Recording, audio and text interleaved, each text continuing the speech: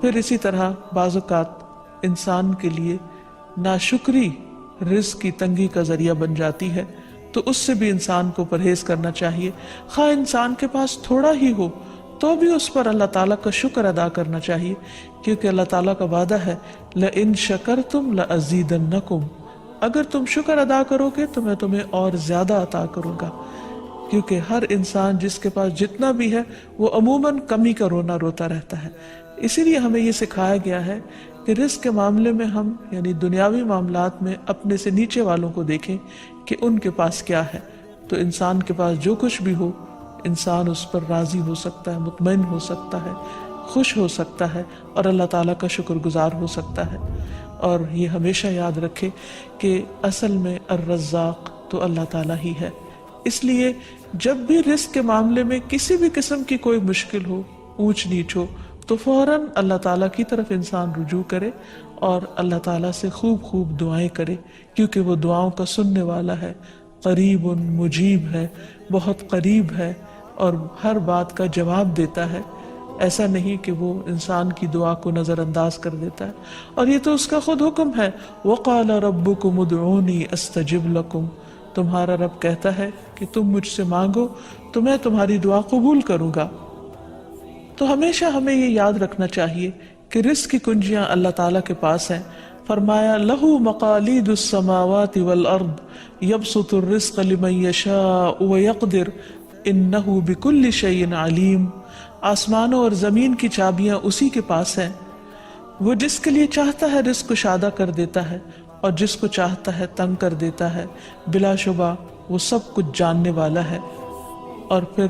تمام مخلوقات کے رزق کی ذمہ داری اسی پر ہے۔ فرمایا وَمَا مِن دَابَّةٍ إِلَّا عَلَى اللَّهِ رِزْقُهَا، اور کوئی جاندار ایسا نہیں کہ جس کے رزق کا ذمہ اللہ کے اوپر نہ ہو۔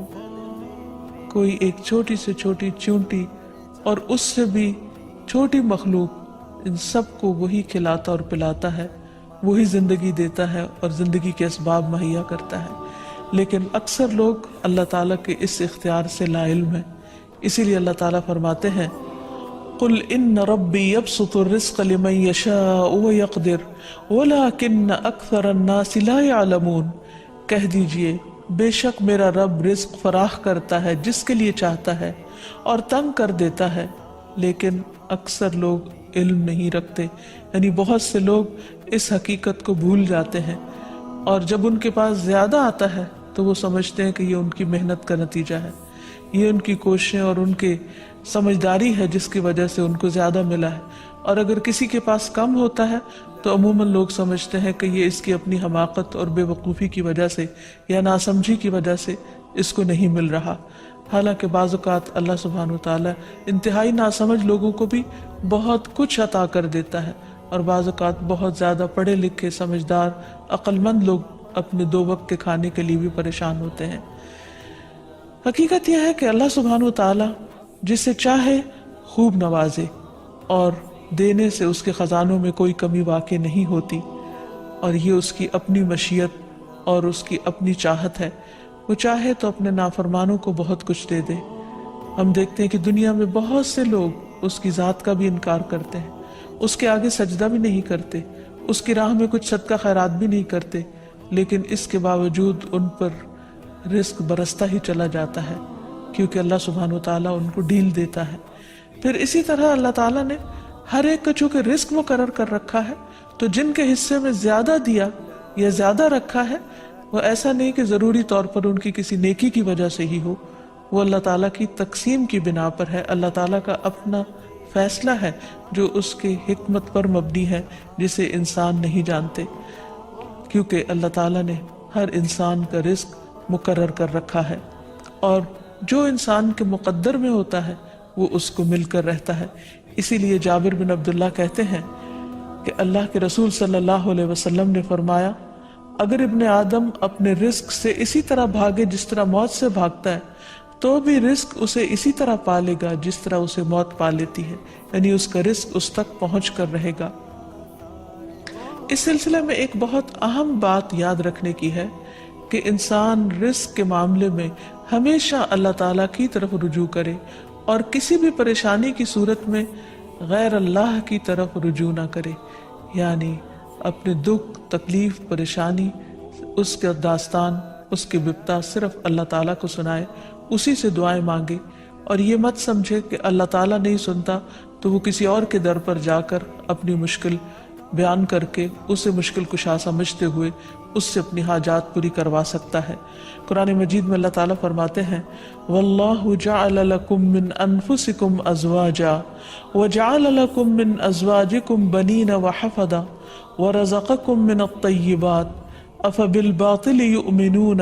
وَبِنِعْمَةِ اللَّهِ هُمْ يَكْفُرُونَ وَيَعْبُدُونَ مِن دُونِ اللَّهِ مَا لَا يَمْلِكُ لَهُمْ رِزْقًا مِّنَ السَّمَاوَاتِ وَالْأَرْضِ شَيْئًا وَلَا يَسْتَطِيعُونَ، اور اللہ نے تمہارے لیے خود تم ہی سے بیویاں بنائیں اور تمہارے لیے تمہاری بیویوں سے بیٹے اور پوتے بنائے اور تمہیں پاکیزہ چیزوں سے رزق دیا، تو کیا وہ باطل کو مانتے ہیں اور اللہ کی نعمت کا انکار کرتے ہیں؟ اور وہ اللہ کے سوا ان کی عبادت کرتے ہیں جو نہ انہیں آسمانوں اور زمین سے کچھ بھی رزق دینے کے مالک ہیں اور نہ وہ طاقت رکھتے ہیں۔ تو اس آیت سے واضح طور پر پتہ چلتا ہے کہ اللہ کے رزق کے خزانے صرف ان کا مالک اللہ ہی ہے، اس کے علاوہ کوئی نہیں۔ اگر اللہ تعالیٰ کسی کو رزق نہ دے تو کوئی اور کچھ بھی نہیں دے سکتا، کیونکہ اللہ تعالیٰ نے ملکیت کے یہ سارے اختیارات اپنے پاس رکھے ہوئے ہیں، کسی اور کو نہیں دیے۔ جیسا کہ ایک اور آیت میں آتا ہے کہ انسان کو اللہ ہی کے ہاں رزق تلاش کرنا چاہیے۔ فرمایا انما تعبدون من دون اللہ اوثانا وتخلقون افکا ان الذین تعبدون من دون اللہ